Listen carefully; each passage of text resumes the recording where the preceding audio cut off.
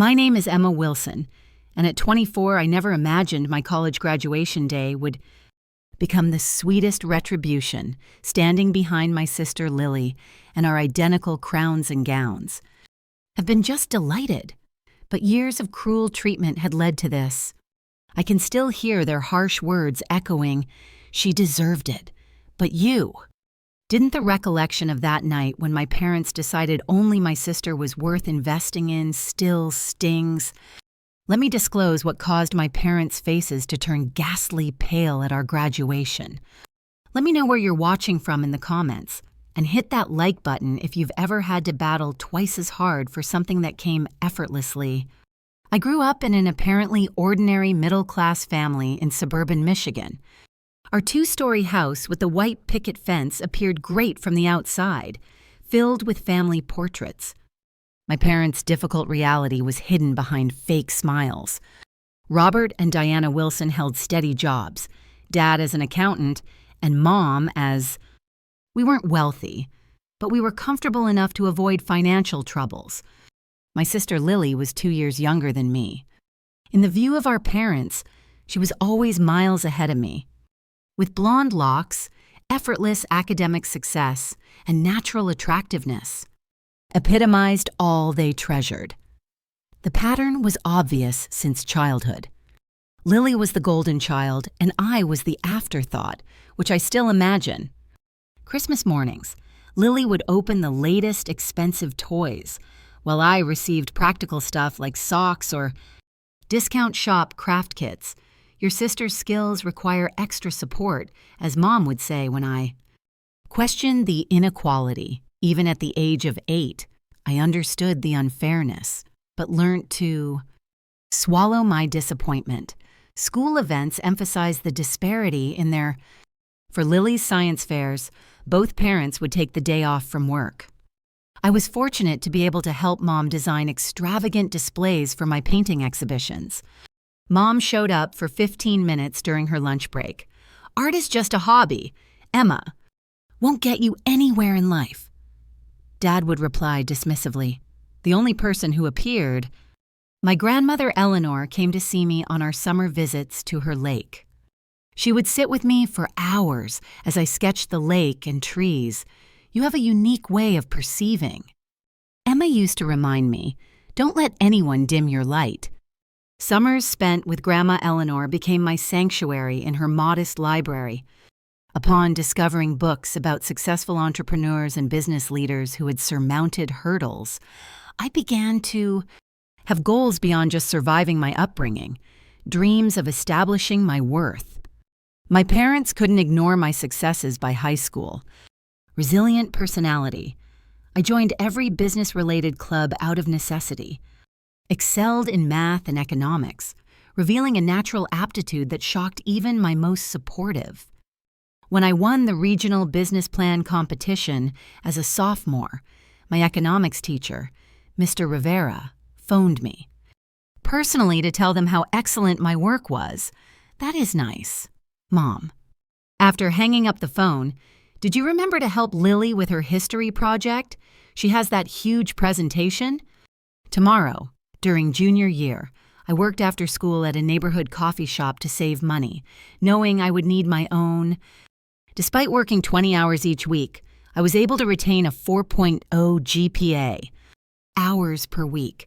Lily joined the debate squad and immediately became My dad and I attended every event and celebrated each triumph with special meals. By senior year, both Lily and I had applied to schools. 2 years apart, Lily skipped a grade, putting us in the same graduation class.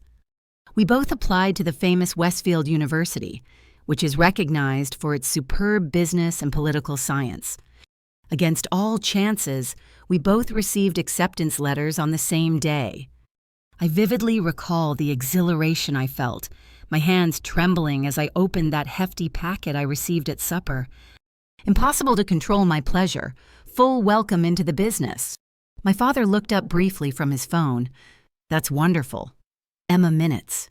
Later, Lily came through the front door, waving her own acceptance letter I received. Entering Westfield's political science program, she yelled, My parents' metamorphosis was immediate. Dad jumped. Mom raced to embrace Lily as he rose from his chair, and supper was abruptly abandoned. For an unplanned party replete with champagne for the adults and sparkling cider for us, we always knew. You could do it, Mom gushed to Lily, seemingly forgetting that I had proclaimed. The exact same achievement minutes earlier arrived 2 weeks later. We were having a family meal, which was a rare occurrence for everyone. Was there, and phones were temporarily laid aside. We need to discuss college. Plans, Dad declared, folding his palms on the table. His eyes were, "We have been saving for Lily's education since she was born. The Westfield tuition is high, but..." Lily smiled proudly as I waited for my time, figuring they had saved for both of us. The quiet stretched awkwardly till I eventually spoke out. What about my tuition? As my parents exchanged awkward looks, the room temperature appeared to drop several degrees. "Emma," my father began slowly, "we barely have enough for one of you and Lily. Has always demonstrated greater academic promise. We believe investing in her education will generate higher profits." My mother leaned across to hold my hand in what she most likely imagined was a soothing gesture. "You've always been more autonomous. Take out loans or maybe consider a community college initially." Following etched themselves into my memory. She deserved it. But you? I stared at them, unable to comprehend the magnitude of their betrayal. Years of minor rejections had not prepared me for this ultimate dismissal of my worth at that point, the tiny threads that held our family together and my thoughts. That night, following the tragic dinner news, I locked myself in my bedroom, and allowed the emotions I had been holding back to finally fall. The unfairness broke me after 17 years of trying. To achieve my parents' approval, ending in this final rejection, my 4.0 GPA, business competition victories, and entrance into a prominent institution meant nothing to them. I had never been enough. The following morning, puffy-eyed and tired, I questioned my parents in the kitchen before school. "How could you have saved college money for Lily, but not for me?" I inquired, my voice shaking despite my attempts to remain steady. Mom sighed as she stirred her espresso. "Emma, it's not that simple. We had to make practical decisions with our limited resources." "But I have better grades than Lily, Sai," I replied. "I've been working part-time for 2 years and maintaining perfect." "Academics. How is that not demonstrating dedication?" Dad closed his newspaper. A crisp snap. "Your sister has always been dedicated to academics. You've also sidetracked by other activities and that work of yours. Furthermore, Lily has a clear career path. Your business ideas are perilous at best. You never even asked about my goals," I muttered. "Look, Mom, we can assist you fill out loan applications. Many students pay their own education." Conversation ended there since they had already made their decision. In their minds, I was being less promising, and hence less worthy of their investment. That weekend, I drove to my grandmother's house 2 hours away, searching. Grandma was the only genuine support I knew when I told her my entire story. Ella Lanner listened without interruption, her old hands clutching my securely. "My darling girl," she finally, wiping away my tears. "Sometimes life's most difficult moments become ours. Greatest spark, your parents are deeply, tragically wrong about you. You have something they don't recognize, unbreakable determination. Grandma couldn't provide financial assistance. Her fixed income barely covered her own expenditures. But she gave me something more. Valuable, unwavering belief in my potential. Promise me you'll go to Westfield anyhow." She responded angrily. "Don't. Let their limitations become yours." That night, I decided to attend. Westfield and Lily helped me fund my own college and graduate, despite The next morning, I began studying scholarships and grants work. study programs, and student debts. For weeks, I devoted every free moment. Finishing applications, my guidance counselor, Mrs. Chen, stayed after school to help me understand the challenging financial aid system. I've rarely seen a student as determined as you, she said. After submitting my 25th scholarship application, I received numerous modest.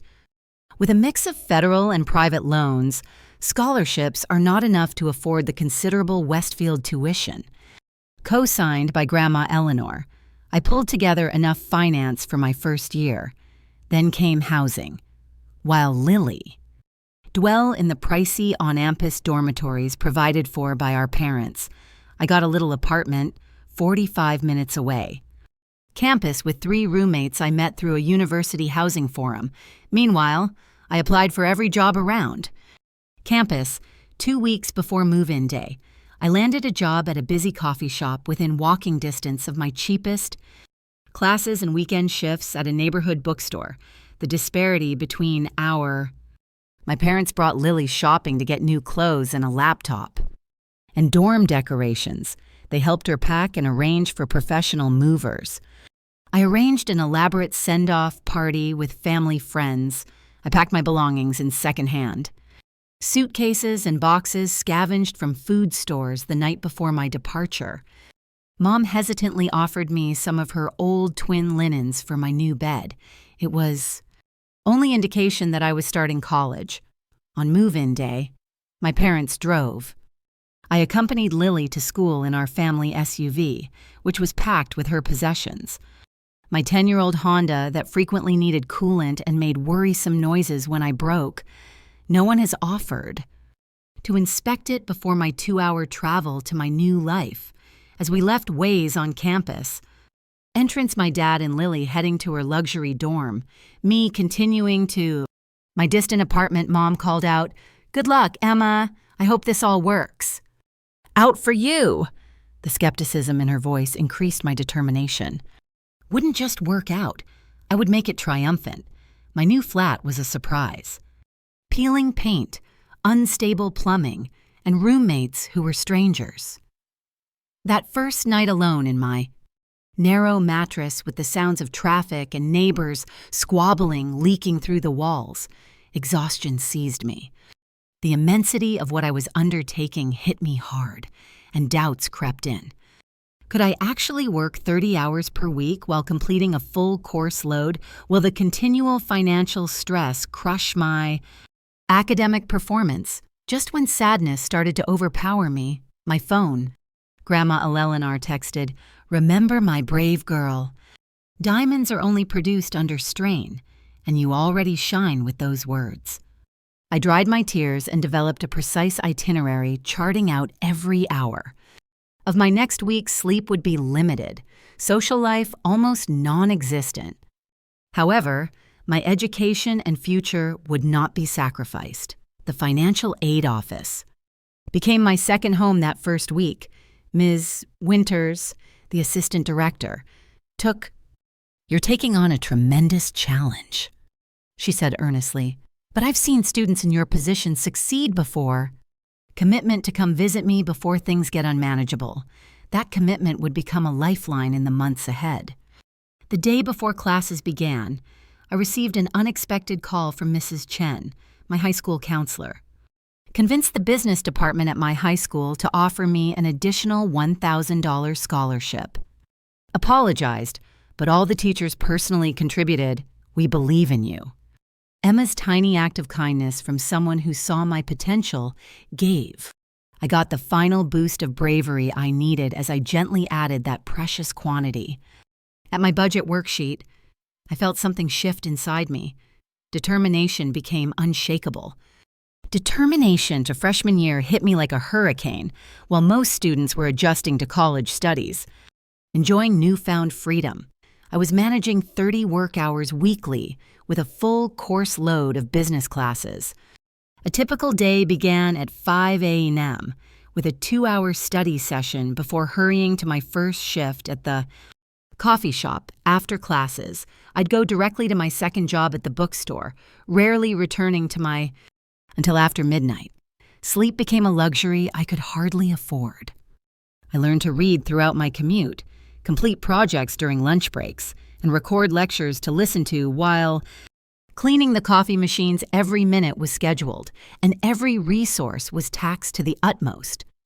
The difference between my life and Lily's could not have been more obvious. Through infrequent text conversations and social media posts, I saw her carefree college experience sorority, event study abroad information workshops, and weekends visiting home for mothers. Cooking, meanwhile, I was considering whether I could afford both textbooks and, despite the tough pace, something unexpected happened. My business lessons weren't just tolerable, I was thriving. Years of practical financial planning and work experience had prepared me in ways that my classmates hadn't, while others struggled. Using fundamental accounting ideas, I applied these principles in real time to my own complex financial. Professor Bennett, my business ethics instructor, stopped me after class. One day during the second month, Ms. Wilson's review of the case study was great, especially your ideas on resource allocation and family business dynamics. Demonstrate great maturity. For probably the first time, my troubles were translated into an academic advantage. My tiredness was eased by developing confidence in myself. During this period, I was also blessed with an unexpected friendship. That would change everything. My roommate Zoe saw my severe schedule, and I started leaving handmade meals in the refrigerator with my name on them. She was fatigued, waiting up. "You can't keep going like this," she remarked bluntly. Setting a cup of tea before me, "You'll burn out before midterms," when I described my predicament to her. My attitude turned from concern to wrath. "That's beyond unjust," she declared. "From now on, consider me your college." Family, Zoe, became my haven in the storm. She edited my papers when fatigued. I made my words blur, developed flashcards for my examinations, and vehemently defended my study time from other roommates' interruptions when she discovered I was skipping meals. To save money, she insisted on cooking enough for both of us, refusing any payment except help with her own assignments. "My parents taught me that family takes care of each other," she explained simply. "The family we choose is more important than the one we are born into." Midway through sophomore year, disaster struck. Coffee shop reduced everyone's hours due to seasonal slowdowns, reducing my income by nearly 40%, and my careful budget collapsed overnight, with rent and tuition due. With a payment deadline approaching, I experienced my first major financial crisis. Panic was rising. I remembered Ms. Winters from financial aid and scheduled an emergency appointment. After reviewing my situation, she offered both practical advice and unexpected assistance for your academic performance. "Professor Bennett has qualified you for an emergency grant," as she explained. "Recommended you for a research assistant position in the business department, which pays better than the coffee shop. Looks more impressive on a resume." The research position became another turning point, working directly with Professor Bennett. I began assisting with her research on small business resilience during economic downturns. The flexible hours accommodated my class schedule, and the intellectual stimulation was a welcome change from preparing lattes. More importantly, Professor Bennett took a genuine interest in my future. "Have you considered entrepreneurship?" she asked one afternoon as we analyzed survey data. "Your perspective on resource constraint driving innovation is quite sophisticated. The seed of an idea that had been germinating since high school began to take root. Using skills from my marketing and digital media classes, I created a simple online platform offering virtual assistant services to local small businesses. Working late into the night, I built a website and developed service packages tailored to needs I had observed in my research with Professor Bennett. By the beginning of junior year, my small business was generating enough income to allow me to quit the bookstore job. I maintained my research position more for the mentorship than the money, between the virtual assistant work research stipend. and loans, I was finally achieving a precarious financial stability. As my business grew, so did my confidence. In business strategy class, I began speaking, up more sharing insights from my real-world entrepreneurial experience. Professors took notice, and classmates began seeking my advice on their projects. The girl who once felt invisible was becoming a respected voice in the department. Meanwhile, Lily and I maintained a cordial but distant relationship. She would occasionally invite me to sorority events or campus activities, which I nearly always declined due to work commitments. We rarely discussed our dramatically different college experiences, maintaining the surface-level conversation that had characterized our relationship since childhood. Our parents called Lily weekly, but reached out to me only for major holidays or family emergencies. During one Thanksgiving break when I couldn't afford the trip home, Mom texted, "We miss you at dinner, but we understand. You're busy with your projects." The ellipses spoke volumes about how they viewed my choices despite their continued dismissal. My academic performance was becoming impossible to ignore. I made the dean's list every semester, received departmental awards, and was invited to present at a regional business conference. Each achievement strengthened my determination to prove my path was just as valid as Lily's, perhaps even more so. By the end of junior year, my virtual assistant business had evolved into a proper digital marketing agency serving clients across the state. I hired two fellow business students as part-time associates, turning theoretical classroom knowledge into practical business growth. The business not only covered my living expenses, but generated enough profit to start repaying some of my smaller loans. Early Professor Bennett nominated me for the prestigious Entrepreneurial Excellence Scholarship, which covered my entire senior year tuition. "You've earned this through extraordinary effort," she told me when I received the award. "Your story exemplifies the very entrepreneurial spirit this university was founded upon." For the first time since starting college, I felt the crushing weight of financial insecurity begin to lift. The future I had glimpsed in those books at Grandma Eleanor's house was materializing through my own determined efforts. What I didn't realize was that my success story was becoming quietly famous within the business department. As I focused on surviving and thriving, seeds were being planted that would bloom in a most unexpected way at graduation. Senior year arrived with a momentum I could scarcely have imagined when I first stepped onto Westfield's campus. My digital marketing agency had grown to serve 15 regular clients and employed 4 part-time student workers. The business was featured in a local entrepreneurship magazine, bringing a steady stream of new clients and establishing my professional reputation beyond the university. Meanwhile, my academic performance had positioned me among the top students in the business school. Professor Bennett approached me in October with an unexpected opportunity. The National Collegiate Business Innovation Competition is accepting entries, she said, sliding a brochure across her desk. The grand prize includes $50,000 in business funding and national industry exposure. I think your agency model, specifically targeting rural small businesses, has a genuine shot. With her mentorship, I spent weeks refining my business plan and practicing my pitch. After 3 rounds of increasingly competitive judging, I made it to the final round scheduled for April, just 1 month before graduation. Ironically, as my professional trajectory soared, Lily began experiencing her first real academic struggles. The political science programs, demanding senior thesis requirements, exposed gaps in her research skills and work ethic. Years of coasting on natural talent and parental support had left her ill-prepared for this genuine challenge. One Tuesday evening in November, I received an unexpected knock on my apartment door. Opening it revealed a teary-eyed Lily clutching her laptop and a stack of research papers. "I'm failing my thesis seminar," she admitted in a panic. "Professor Goldstein, Claims my study approach is profoundly wrong and I have 3 weeks. Should fully rebuild everything or I might not graduate. Looking at my sister's sincere distress, I had mixed emotions.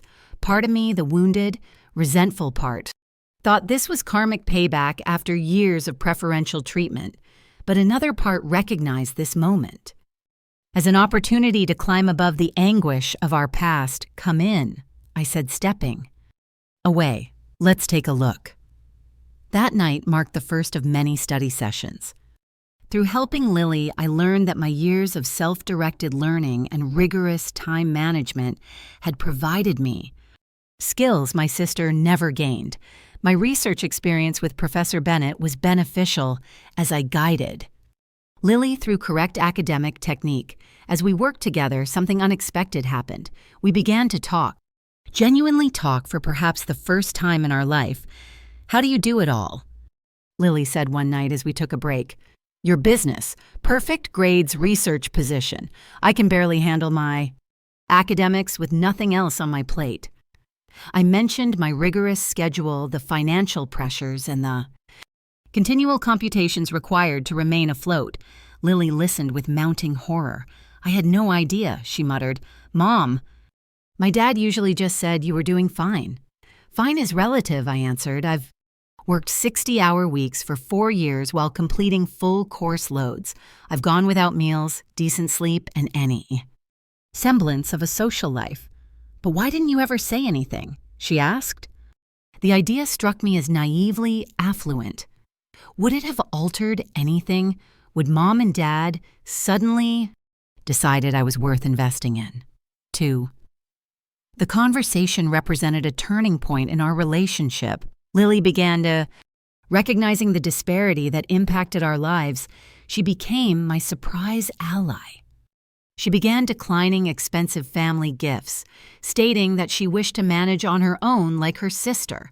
By January, our weekly study sessions had created a true connection with Lily's thesis. Back on track, she had began to develop a fresh appreciation for the discipline and perseverance she'd always. Meanwhile, my own senior project had drawn the attention of the university administration. Dean Rodriguez, the dean of the business school, summoned me into her office in February. Your career at Westfield has been fantastic, she began, from financing your own schooling to building. A successful business while preserving academic excellence is exactly the kind of success story we want to hear. She stated that the institution selects one extraordinary student each year to deliver a short. We'd like you to consider representing the business school during graduation. She stated, your story embodies the entrepreneurial spirit and determination. We strive to instill in every one of our graduates the opportunity to speak at graduation and publicly claim their my accomplishments before my parents and the entire university community felt like the pinnacle of everything I had. I accepted right away.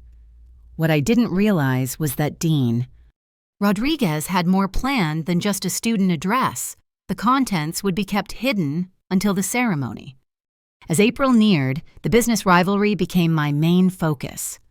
My presentation to the judges included all I'd learned about resilience, resource optimization, and creating value from constraints.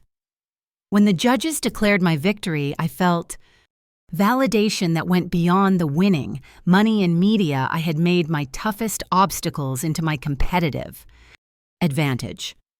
The campus newspaper printed a front-page feature about my victory, highlighting a photo of me accepting the big check-in trophy.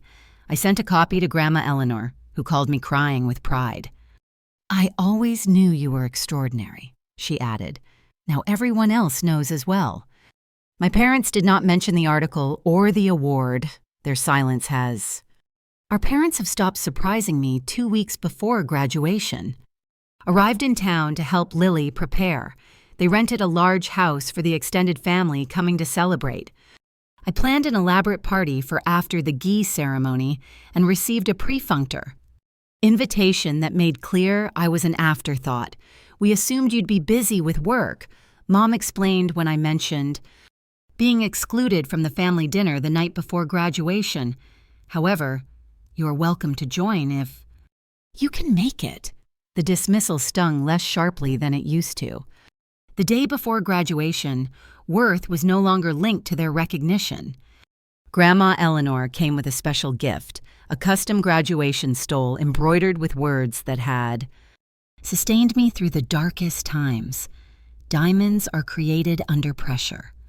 This proudly, she said, eyes shining. You've earned every...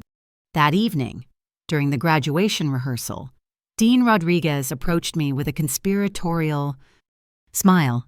Everything is planned for tomorrow, she said. Just be ready for. When I asked what she meant, she provided a slightly extended introduction before your speech. She simply winked. Some surprises are worth waiting for, later that night. The extended family gathered for dinner at an upscale restaurant downtown Ants. Uncles, cousins, and grandparents crowded around tables, pushed together to accommodate everyone. My parents held. Court at the center regaled everyone with stories of Lily's accomplishments and post-graduation plans. My mother's brother, Uncle Jack, eventually interrupted. What about Emma? I heard she... Father waved dismissively. Oh, Emma has been busy with... Her little side projects, very entrepreneurial, are Emma, the patronizing. Tone made clear that in his mind, my achievements remained secondary to Lily's traditional academic success. I caught my sister's eye across the table and saw her visible discomfort. After dinner, Grandma. Eleanor cornered my parents in the restaurant lobby, though I couldn't hear the conversation, the tense postures, and my father's defensive gestures told me she was taking them to task for their continued dismissal of my accomplishments. As I returned to my apartment that night, I felt strangely calm. Tomorrow would bring the culmination of 4 years of relentless effort. Whatever happened with my family, I had proven my worth to myself, and that I realized was what truly mattered. The morning of graduation dawned bright and clear, as if nature itself was celebrating with us. I woke early, unable to sleep through the mixture of excitement and nervous anticipation. Today marked not just the completion of my degree, but the vindication of my chosen path. My phone chimed with a text from Lily. Good morning, graduate. See you at the robbing area. So proud to be walking with you today. The simple message reflected how far our relationship had evolved from distant siblings shaped by parental favoritism. We had found our way to something like genuine friendship. After a quick breakfast, I carefully dressed in the outfit I'd splurged on for this occasion, a new dress beneath my graduation gown. Sensible but stylish shoes, I could walk in confidently as I fastened Grandma. Eleanor's special stole around my shoulders. I allowed myself a moment to truly feel the weight of this accomplishment. 4 years ago, my parents had deemed me unworthy of investment.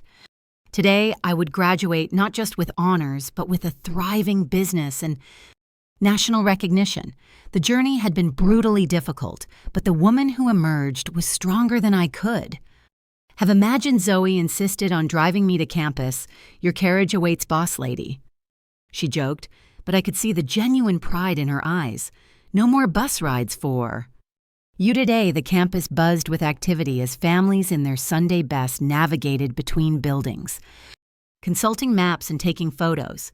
At the student assembly area, graduates in black robes clustered like elegant crows, adjusting caps and comparing honors cords. I spotted Lily instantly. Blonde hair visible even from a distance. She rushed over when she saw me, embracing me with unexpected emotion. Can you believe we made it? She asked, straightening my cap, though I barely scraped by while you conquered the world. Her humility was still new enough to surprise me. We both made it our own way, I replied diplomatically. The ceremony coordinator began arranging us in alphabetical order, which would place Lily and me close together in the processional. As we found our positions, I noticed Dean Rodriguez approaching with purpose. Ms. Wilson, she said, pulling me gently aside, just confirming our arrangement. After the conferring of degrees, the president will announce special recognitions. You'll be called up first for your address, and then she lowered her voice. We have a few additional acknowledgments planned. When I asked for details, she smiled. Mysteriously, better to let it unfold naturally. Just be prepared for a moment in the spotlight. The graduates began filing into the auditorium to the traditional pomp and circumstance. Through the windows, I caught glimpses of the audience, thousands of family members and friends, filling the massive space with excited chatter and occasional shouts of recognition. As we marched down the center aisle, I scanned the family section and spotted my parents seated in premium positions near the front. Dad wore his Navy suit reserved for important client meetings, while Mom had chosen an elaborate floral dress and hat combination that screamed important occasion. Their eyes tracked Lily with obvious pride as she walked, just a few people ahead of me. Grandma Eleanor sat beside them.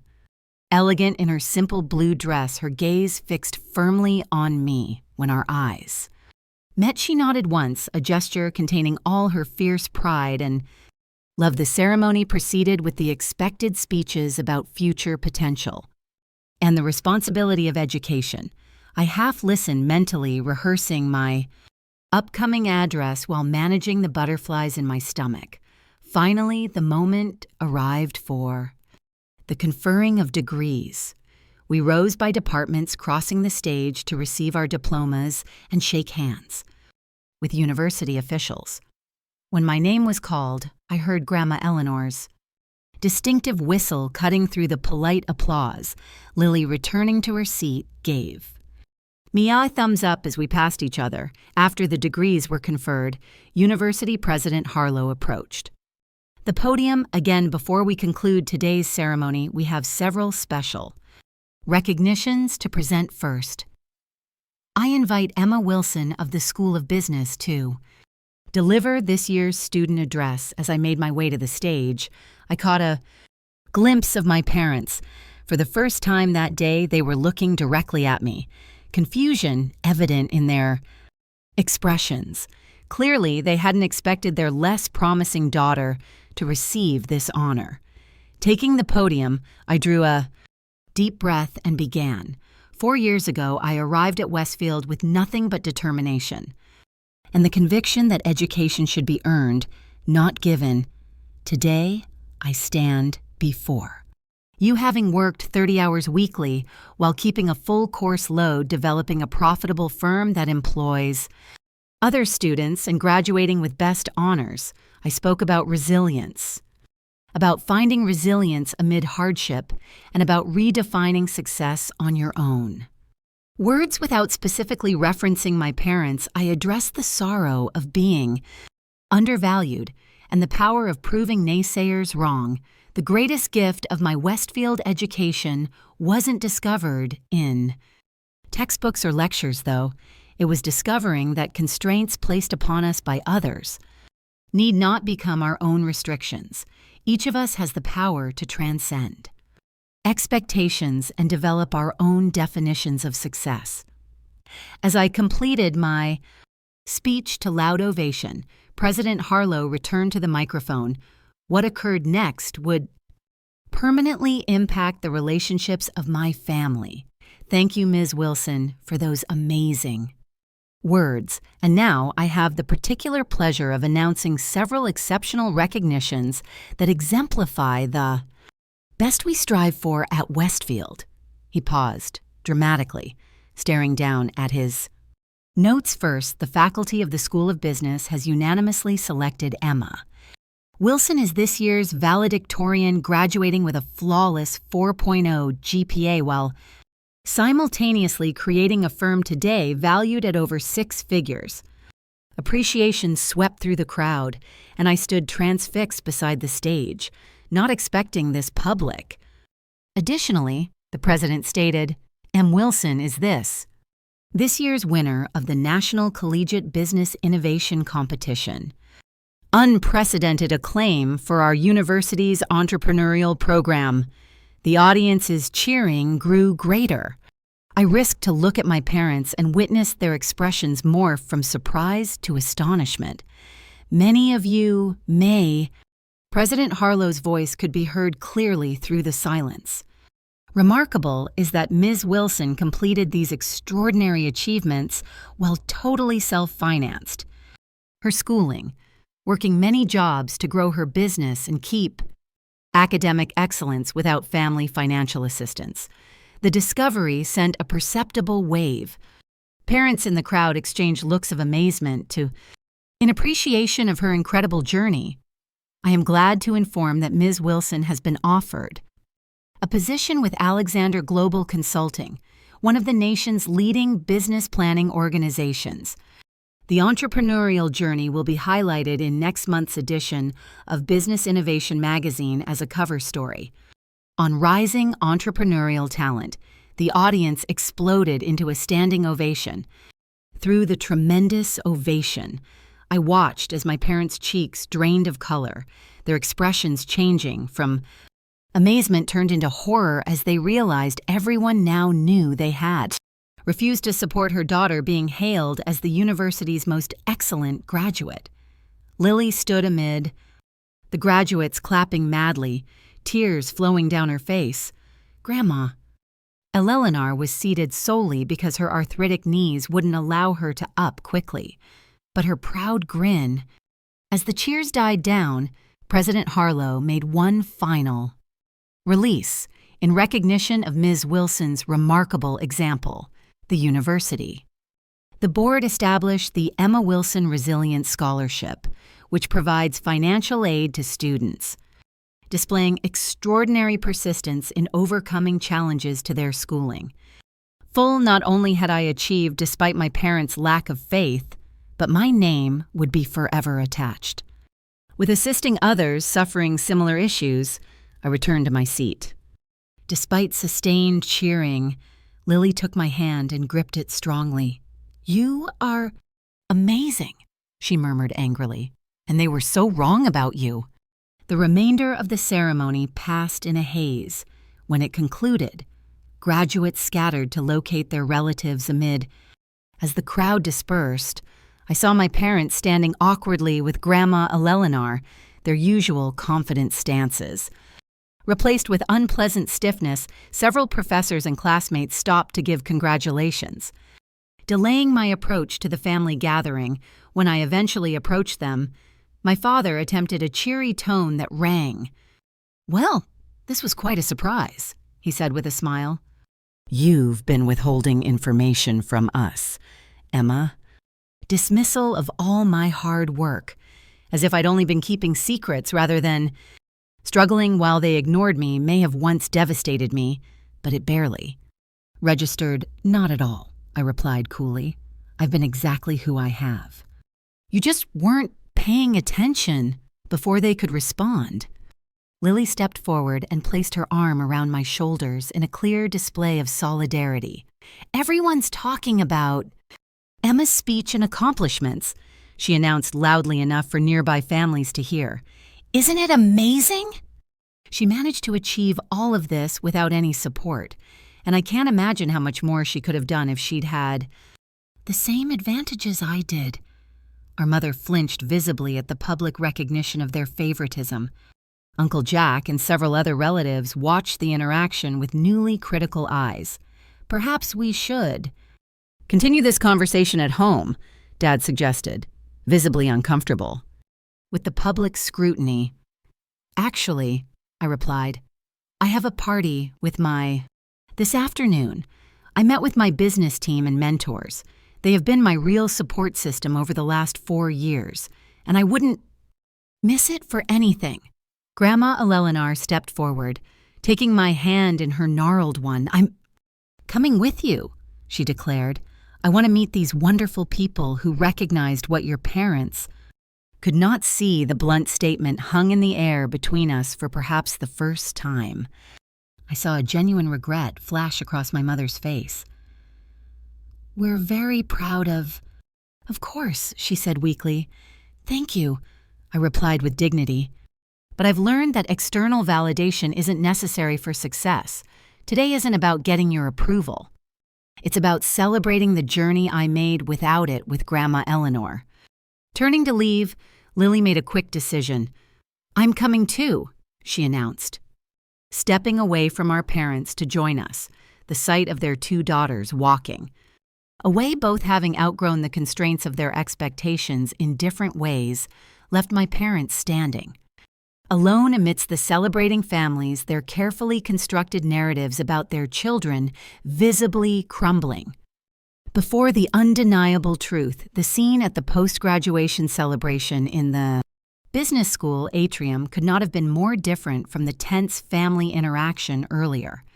Professor Bennett had arranged an elegant reception for faculty, outstanding graduates, and industry.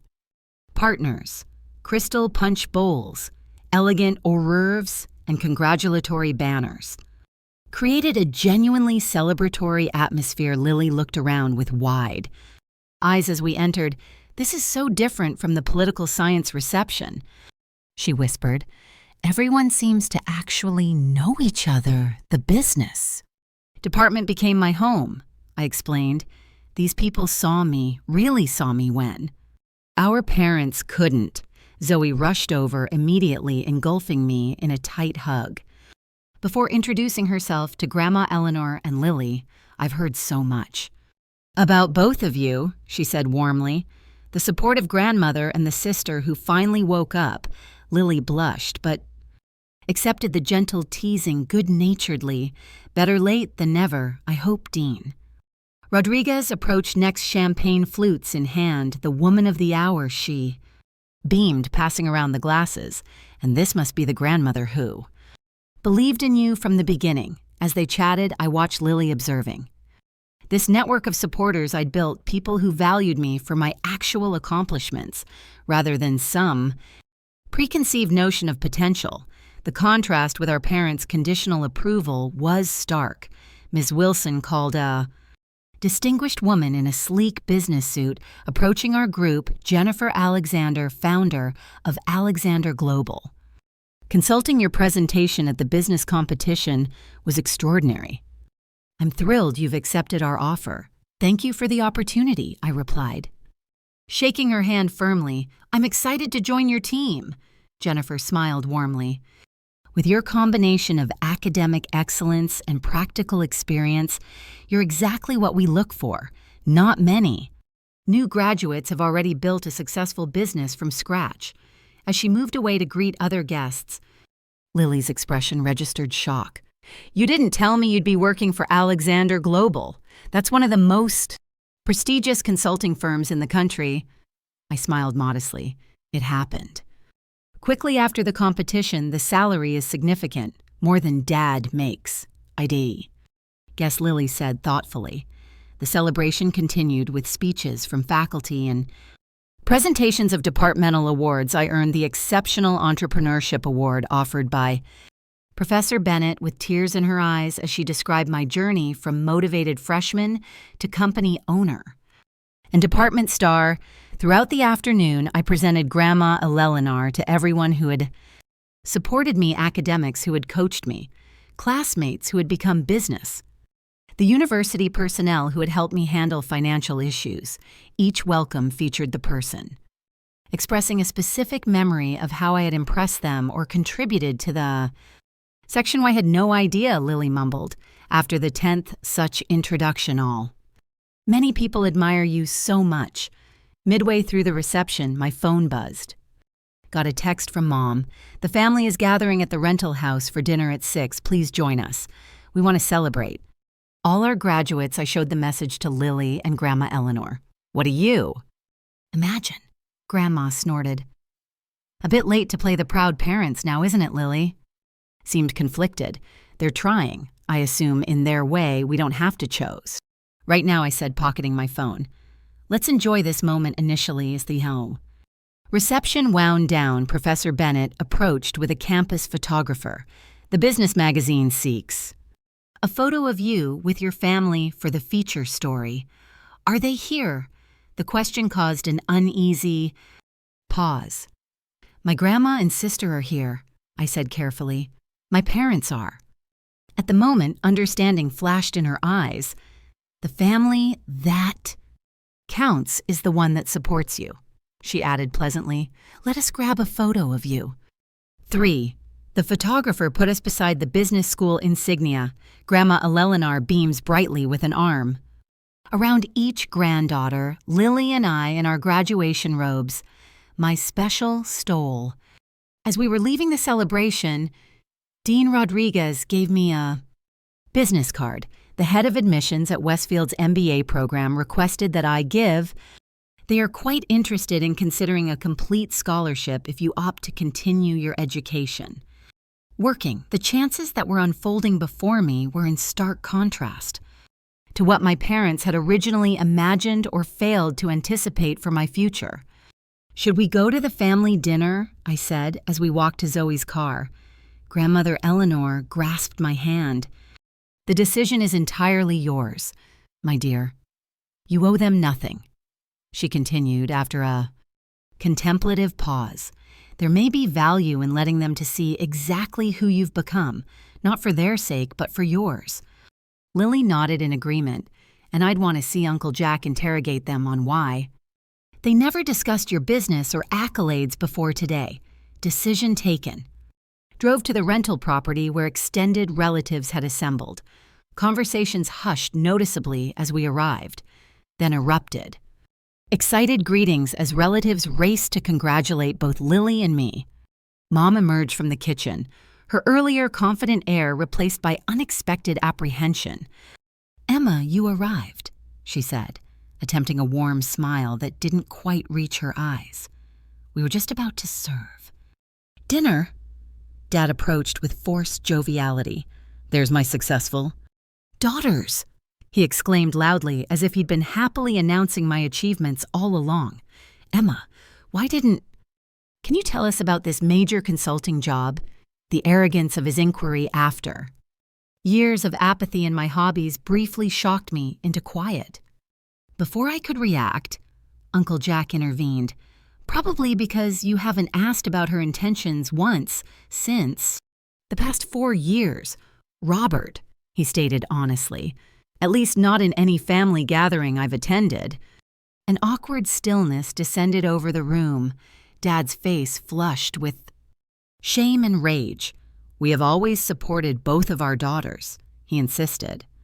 Aunt Susan questioned innocently and defensively about the university's finances. The president seemed quite clear about Emma putting herself through school while creating a business. My mother jumped in.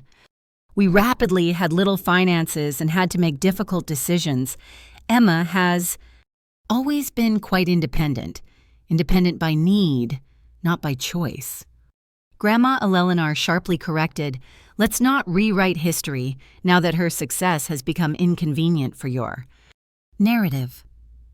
The tension in the room was palpable. Cousins exchanged uncomfortable, while my parents struggled to maintain their composure under this unexpected family scrutiny. Lily. Surprisingly, everyone spoke up clearly, Mom and Dad. I believe it is time to acknowledge the truth. You favored me from childhood. You invested everything in me, but nothing in Emma. You were wrong about her potential. Today, everyone saw that Mom's eyes filled with tears, whether from genuine regret or embarrassment at being called out so publicly was difficult to determine. We never meant to, she said. I quietly stated that impact is more important than purpose. Your choices formed my reality, regardless of what you meant to do. Dad was unaccustomed to having. The authorities in question attempted to restore control of the situation. This is not the time for. Aunt Susan pointed out that we're here to rejoice. Emma's exceptional achievements, completed entirely without your support, are rather astonishing. Topic for a family reunion, wouldn't you say? Difficult discussion, my relatives perceiving me through new eyes directed. Inquiries regarding my business and career aspirations. With each accomplishment, my parents' distress deepened clearly as the severity of what they had rejected became obvious by the time dessert was served and the family dynamics had shifted considerably, my parents had always, being the authoritative center of family gatherings, their judgment suddenly stood questioned. The daughter they had considered less worthy has proven herself extraordinary by any objective measure, undercutting their credibility. As the event ended, family departed with enthusiastic greetings and in numerous circumstances. Business cards and offers of professional links, the recognition of the extended family. Though belated, the support felt really validating when only immediate family remained. Dad attempted a conciliatory gesture. "Emma, your mother and I we're discussing it, and we'd want to assist you with the security deposit for an apartment near your new employment as a graduation present." The offer was so tiny in comparison to the 4 years of tuition they had offered Lily. It previously meant everything to me, but now it felt almost obscene in its inadequacies. "Thank you, but it won't be necessary," I responded evenly. "My beginning wage is Alexander Global will pay $90,000 annually, plus performance bonuses. Housing is fairly secure. The figure is significantly higher than my father. Currently gained landed like a physical blow." His expression cycled through shock, amazement, and finally a reluctant acknowledgement that the daughter he had discarded had surpassed his own. "Accomplishments, well," he finally concluded, striving to preserve his cool. "You have certainly proven yourself capable." "Yes," I said simply, "I have. Not that I needed to prove anything to anyone but myself as we prepared to leave Lily."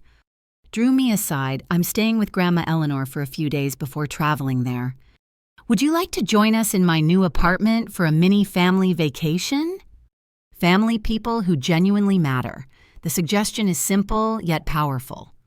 The restructuring of familial relationships brought unexpected tears to my eyes. I muttered love as we left, as my parents stood uncertainly in the entryway of their leased showcase mansion. I felt years of weight lifted from my shoulders. Their approval, which I had coveted for most of my life, had become irrelevant in the face of my own. Verified worth, the family I was picking Grandma, Eleanor, Lily, Zoe as my mentors. Supporters were the ones who had seen my value all along, and that recognition meant incomparably more than late recognition from those who had refused to see until it became impossible to deny. The weeks after graduation brought a frenzy of I moved into a comfortable apartment near the Alexander Global offices, utilizing part of my competition. Winnings for the security deposit and furniture, my tiny firm continued to operate. Under the guidance of my student team, currently appropriately hired with fair compensation and flexible schedules accommodating. Meanwhile, the promised magazine story was published, which included the photo of Grandma, Eleanor, Lily, and me after graduation. The article described my journey from self-financed freshman to award-winning entrepreneur and consultancy hire, framing my narrative as an example of determination overcoming challenges. I gave copies to Professor Bennett, Dean, Rodriguez, and everyone else who has helped me along the way. My connection with my parents has entered dubious zone. 2 weeks after graduation, they requested a Sunday lunch meeting in a neutral restaurant setting. The conversation was difficult, but it constituted their first sincere attempt at reconciliation. "We've done a lot of thinking." Mom began carefully considering the decisions we made and the assumptions that governed them. Dad, who was less comfortable with emotional conversations, remarked stiffly, "We may have misjudged your potential." The understatement was nearly ludicrous, given recent events, but I recognized that appreciation was inadequate. Constituted a huge movement for them. Yes, I agreed. "We'd like to try to mend our connection," Mom continued. I willingly weighed their proposal thoughtfully. The hurt child in me. I wanted to reject them directly, inflicting the same anguish of dismissal I had endured for years. But the woman I had know that maintaining that loop will just prolong the damage. I'm open to building a new relationship, I answered finally, but it would need to be just that new based on who Actually, I am not who you hoped or wished I would be. That seems fair. Dad confessed his customary confidence was much reduced, and it would demand recognition that what transpired, it wasn't just a misunderstanding or an unfortunate event, but partiality that created actual. This demand plainly made them uneasy. However, after they exchanged eyes and nodded. We did favor Lily, Mom admitted. We silently saw her as the safer investment since she met our expectations of success. We were mistaken. And our mistake harmed you badly. I'm sincerely sorry, Emma. Accountability, while flawed, was more than I expected. It opened the door to possible reconciliation. However, the way ahead would not be quick or easy.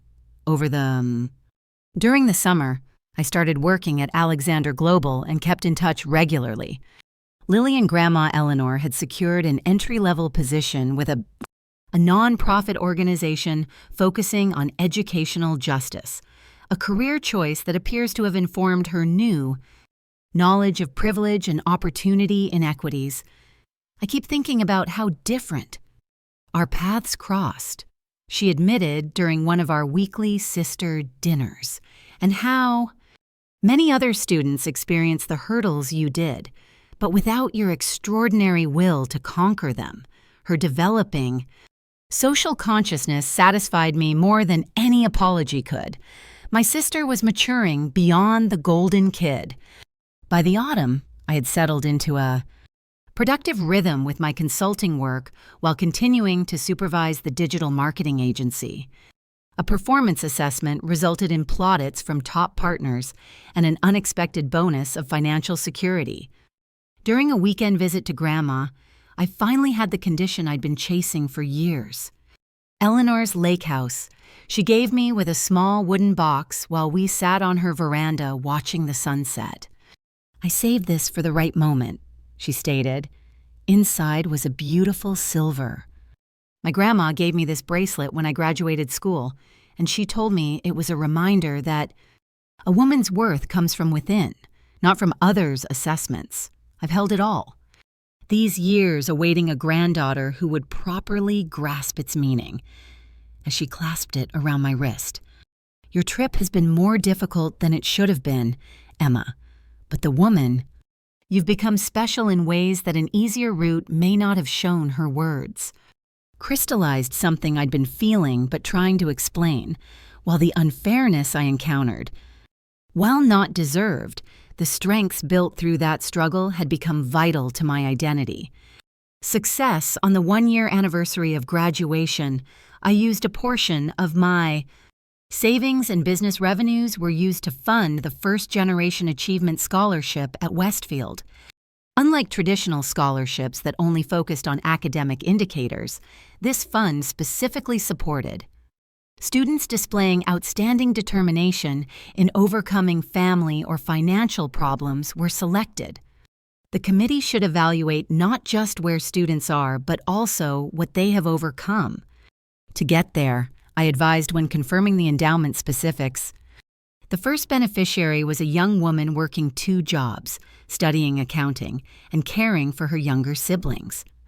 The difference was that now she would receive the support that I had lacked. My parents gradually earning limited trust via repeated effort. They attended the scholarship announcement event while listening. During my discussion about establishing opportunity ladders for others to climb, I saw something new in their expressions. Not just regret for previous misdeeds, but true pride unfettered by comparison or situation. You've built something valuable. Dad recognized later the closest he. Mom added more explicitly as she came to convey true admiration. You've become someone who transforms her own grief into purpose, which is unique and valuable. While these tiny recognitions mattered, I had learned arguably the most crucial lesson of my experience.